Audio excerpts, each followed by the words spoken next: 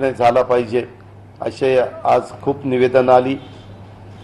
दरवेळेस कर्ज भरणाऱ्यांना पण अपेक्षा आहे की आमचाही काही विचार झाला पाहिजे, आम्ही तर कर्ज फेडणारी माणसं आहोत। अशा वेगवेगळ्या बाबी आहेत, त्याच्याकरता सरकारने समिती केलेली आहे। सरकारची समिती बसलेली आहे आणि लवकरच कॅबिनेटच्या पुढे तो प्रस्ताव जाईल आणि नंतर ह्याही दोन जे त्याच्यामध्ये मोडतात त्या शेतकऱ्यांचा निर्णय घेण्याची शक्यता नाकारता येत नाही। मुख्यमंत्री निश्चितपणे त्याच्याबद्दलचा सकारात्मक निर्णय। एकंदरीतच हे सगळं ज्यावेळेस आम्ही जिल्हा वार्षिक योजना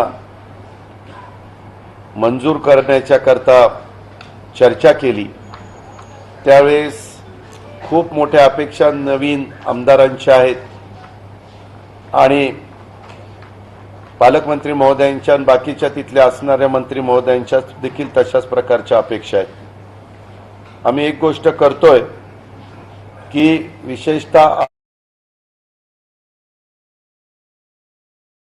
आजही 2020 सालामध्ये आपण असताना पण आपल्या ग्रामीण भागातल्या शाळांच्या खोल्यांची अवस्था फार गंभीर आहे आणि त्याकरता मनरेगा मार्फत देखील ती कामं व्हावीत। अंगणवाडी शाळांची काही जिल्हा नियोजन योजनेतनं जिल्हा वार्षिक योजनेतनं व्हावीत आणि काही बाबतीमध्ये ही कामं इकडं होत असताना 25-15चा एक निधी मोठ्या प्रमाणावर आमदारांना त्यांच्या मतदारसंघात विकास कामाच्या करता दिला जातो, तर त्यामध्ये 20% निधी कंपल्सरी शाळा खोल्या आणि अंगणवाडी खोल्या बांधण्याच्या करता खर्च केला पाहिजे अशाही प्रकारचा निर्णय आम्ही त्या ठिकाणी घेतलेला आहे।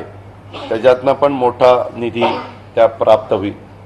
अलीकडे कायदा सुव्यवस्था सांभाळण्याच्या करता प्रत्येक जिल्ह्यामध्ये एक नवी गाडी त्या शहराचा त्या जिल्ह्याचा एकूण आवाका बघून त्याच्यावर वर कॅमेरा असतो त्या गाडीवर आणि जर एखादी घटना घडली तर ती गाडी ज्यावेळेस तिथं जाते पोलीसची, त्या कॅमेऱ्यामध्ये चहूबाजूचं सगळं जे काही चाललेलं आहे ते त्याच्यामध्ये कॅमेऱ्यात कैद केलं जातं आणि त्याचा उपयोग खूप चांगल्या प्रकारे होतो।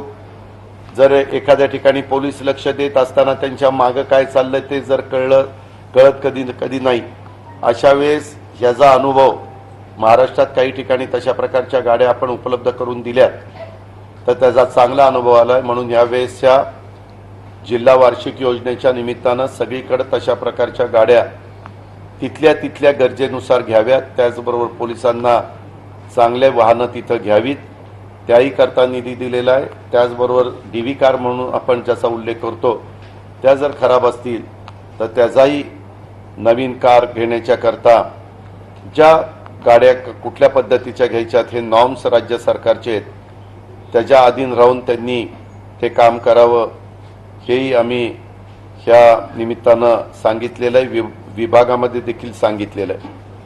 हा जरी आराखडा सर्वसाधारणचा असला तरी त्या जिल्ह्यामध्ये अनुसूचित जाती उपयोजना ज्याला SCP म्हटलं जातं, आदिवासी क्षेत्राबाहेर उपयोजना त्याला OTSP म्हटलं जातं आणि आदिवासी उपयोजना ज्याला TSP म्हटलं जातं, ह्याचा पण निधी त्या जिल्ह्यांना सर्वसाधारण निधीच्या व्यतिरिक्त मिळणार आहे। आजच माझी KC पाडवी साहेब आलेले होते, नंदुरबारचे पालकमंत्री या नात्याने ते म्हणले, मला वाटतं उद्याच ते आपल्या नाशिकमध्ये आहेत, त्याच्यावर नाशिक जिल्ह्यामध्ये जो काही आदिवासी भाग मोडतो त्याच्याकरता त्याच्यातून अधिकचा निधी दिला जातो, ही पण बाब आपण सगळ्यांनी लक्षामध्ये त्या ठिकाणी घ्यावी। आणि अनेक बाबतीमध्ये म्हणजे नाशिकच्या बद्दल भुजबळ साहेबांनी आणि सूरज मांढरे जिल्हाधिकारी यांनी इथलेही काही बाबी लक्षात आणून दिल्या। विशेषतः पाठीमागं आघाडीचं सरकार असताना जी कामं 80% 90% झाली ती पूर्णत्वाला नेण्याच्या करता मागच्या 5 वर्षामध्ये काहीच प्रयत्न झाला नाही आणि प्रशासनाचं पण मत तसंच आहे आणि सरकारमधल्या प्रतिनिधींचं आणि लोकप्रतिनिधींचं पण मत तसंच आहे की ह्याच्यात ते 10-20% रक्कम दिली तर ते काम पूर्ण होऊन त्याचा उपयोग नागरिकांना होईल, पर्यटनाच्या दृष्टीनं होईल, त्याचबरोबर तिथं एकंदरीत चांगली ठिकाणं डेव्हलप होण्याच्या दृष्टिकोनातून होईल आणि म्हणून त्याच्याही बाबतीमध्ये आजच्या जिल्हा वार्षिक योजनेच्या बैठकीमध्ये सकारात्मक निर्णय आम्ही लोकांनी केलेला आहे। 36 जिल्ह्यांमध्ये हा सगळ्या निधीचा बद्दलचा निर्णय घेत असताना सूत्र जे ठरवलेलं होतं त्या सूत्राच्या बाहेर आम्ही अजिबात कुणी गेलेलो नाही।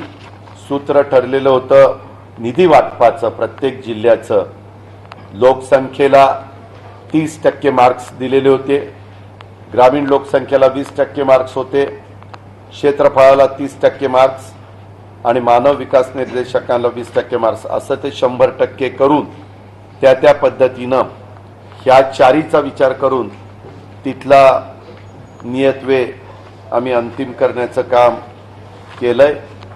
इतर पण ज्या काही त्यांच्या मागण्या होत्या की बाबा ह्याला कुठनंच आम्हाला निधी मिळत नाही, त्याच्यातनं पण इथं निधी देऊन काही प्रश्न सोडवण्याचं काम आम्ही सगळ्यांनी मिळून त्या बाबतीमध्ये केलेलं आहे।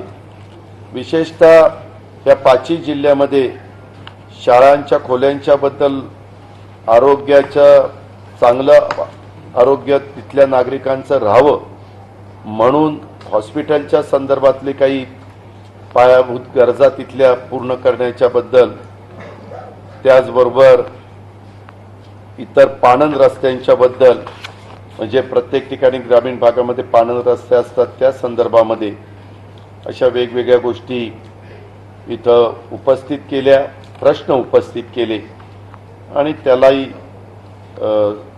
योग्य प्रकारचा मार्ग काढण्याचा प्रयत्न आम्ही सगळ्यांनी मिळून त्या ठिकाणी केलेला आहे।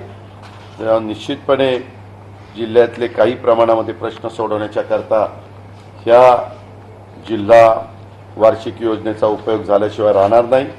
एक गोष्ट खरी आहे, ह्यांनी काही सगळे प्रश्न सुटत नाही, काही प्रश्न असे आहेत की राज्याच्या बजेटमध्ये त्याचा अंतर्भाव करावा लागणार आहे।